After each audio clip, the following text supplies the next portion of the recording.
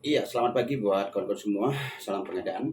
Di pagi hari ini saya ingin membahas satu ketentuan ya. Ini berkaitan dengan pertanyaan teman-teman juga di grup Pogja Indonesia yang mempertanyakan apakah memungkinkan pada saat klarifikasi ya, peralatan terhadap bukti kepemilikan peralatan, peserta menyampaikan dokumen lain yang tidak disampaikan di dalam penawaran. Apakah itu termasuk post bidding atau tidak? Nah, ini memang menarik ya pertanyaan-pertanyaan begini ya. Yang ingin saya sampaikan di sini adalah berkaitan dengan apakah tadi pertanyaannya, apakah klarifikasi ini bisa serta-merta dinyatakan sebagai post bidding. Jadi gini, klarifikasi itu ya tidak serta-merta post bidding dalam hal diatur dalam ketentuan dan atau ada tata cara yang mengatur berkaitan dengan klarifikasinya. Nah, sebelum saya membahas terhadap bagaimana ya pertanyaan tadi yang berkaitan dengan persyaratan peralatan, sisi evaluasi dan klarifikasinya, saya juga ingin menyampaikan pemahaman terhadap apa itu post bidding dan apa itu klarifikasi.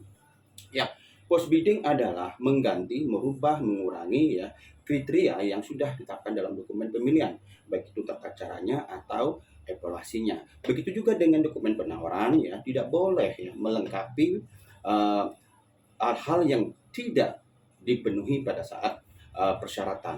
Nah, jadi intinya klarifikasi itu lulus dulu terhadap pemenuhan persyaratannya. Permasalahan pokja pemilihan itu ragu dan kurang jelas, maka masuklah kepada klarifikasi. Bukan klarifikasi dilakukan tidak lulus, tapi dilakukan klarifikasi untuk melengkapi dokumen penawaran yang tidak disampaikan. Nah, sekarang kita masuk kepada sisi persyaratan peralatan, karena dipertanyakan berkaitan dengan bukti kepemilikan peralatan. Di dalam ketentuan IKP sudah sangat jelas disebutkan peserta yang tidak menyampaikan bukti kepemilikan atas nama peserta tender maka tidak menggugurkan. Ini artinya apa ya? Artinya apapun yang disampaikan oleh peserta dengan status milik sendiri tapi bukti miliknya bukan atas nama peserta tender, maka tentu tidak menggugurkan ya. Saya contohkan dengan sebuah kasus saja ya. CPA menawarkan damtrak atas nama orang lain, anggap saja CVB, dan diakui sebagai status milik sendiri. Dan peserta tersebut menyampaikannya kepada penawaran, disampaikan di upload ya BPKB atas nama CVB. Lalu kemudian muncul pertanyaan lagi. Nah, ini pemahaman Pogja ya, saya sampaikan. Pogja menggugurkan karena jikapun bukan atas nama peserta tender, seharusnya dia juga menyampaikan bukti kepemilikan lain. Contoh misalkan nota kwitansi atau surat jual beli lainnya yang memastikan bahwasannya kendaraan tersebut sudah dibeli oleh CPA dari CPB. Nah, apakah ada ketentuan yang mengatur peserta wajib menyampaikan lebih dari satu bukti kepemilikan? Tidak ada ya.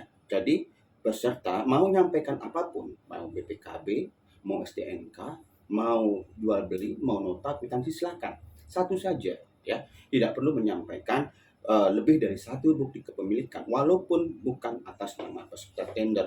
Nah, inilah yang dimaksud dengan dia sudah memenuhi syarat. Lalu kemudian yang namanya Pokja yang diakui bahwasannya kendaraan tersebut dalam milik CPA, maka tentu sangat meragukan. Disinilah perlu kejelasan yang diperlukan pokja pemilihan untuk mengundang peserta dengan mempertanyakan kenapa status kepemilikan peralatan ini milik sendiri tapi bukti kepemilikannya masih atas nama orang lain. Nah, ada dua kesimpulan nanti ketemu di sini. Yang pertama, ketika peserta menjelaskan ternyata memang peralatan tersebut masih punya CPB ya sesuai dengan BPKB-nya, maka jelas peserta itu digugurkan bukan karena perbedaan atas nama tadi, tapi digugurkan karena statusnya seharusnya bukan milik sendiri, tapi sewa perjanjian peralatan dengan CPB ke CPA atau CPA ke CPB ya, bukan milik sendiri. Namun kemudian ketika dia bisa menjelaskan ternyata dia memang membeli dari CPB dan ternyata dia juga memastikan dan memberikan dokumen-dokumen lain ya. Nah, dokumen-dokumen lain misalkan nota yang memang ada ya histori jual beli antara CPA CBB, maka pada saat itu tentu ini bukan namanya post bidding ya, tapi dokumen tadi hanya menjelaskan keraguan pokja karena di awal dia sudah memenuhi persyaratan. Permasalahan klarifikasi hanya permasalahan menjelaskan dari hal yang meragukan. Nah, ini sampaikan ya. Jadi kesimpulannya begini ya. apapun disampaikan, ini berkaitan dengan alat dulu ya, karena diatur dalam IKP. Ketika dia menyampaikan bukti milik yang bukan atas nama peserta tender, tapi dia mampu nanti menjelaskan pada saat klarifikasi, ternyata memang alat tersebut memang sudah dibeli olehnya, maka tentu sudah memenuhi syarat menjadi status milik. Tapi kalau misalkan ternyata alat tersebut bukan ya kepemilikannya yang dijelaskan oleh si direktur atau peserta, maka statusnya yang gugur, bukan nama dari bukti kepemilikan peralatan tersebut. Kesimpulannya adalah satu, ya, tidak wajib peserta menyampaikan lebih dari satu bukti kepemilikan. Yang kedua, bukti kepemilikan tidak harus nama peserta tender. Yang ketiga, dokumen-dokumen lain yang disampaikan oleh peserta, ya, ini kita nggak minta ya.